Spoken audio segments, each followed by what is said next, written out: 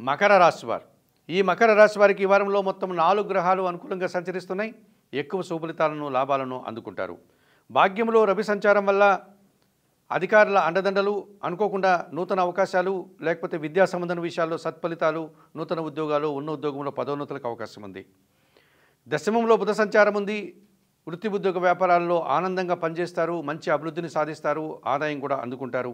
నూతన అవకాశాలను చేజిక్కించుకుంటారు. అష్టమంలో శుక్ర సంచారం వల్ల సృజన సహకారంతో సంతోషంగా పనిచేస్తారు. ఆత్మీయుల కలయిక ఆనందాన్ని కలగజేస్తుంది. మనసుకు నచ్చే సంఘటనలు జరుగుతాయి. విందు వినోదాల్లో పాల్గొంటారు.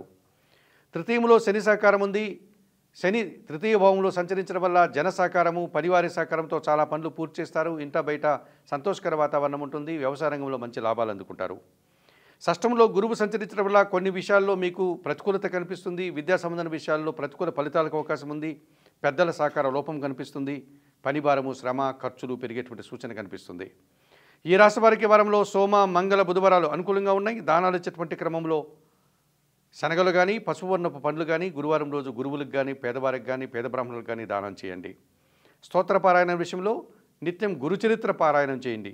ఆలయ సందర్శన కార్యక్రమంలో భాగంగా దత్తాత్రేయ స్వామి వారిని దర్శించి నమస్కరించుకోవడం వల్ల మరింతగా మంచి ఫలితాలను పొందగలుగుతారు.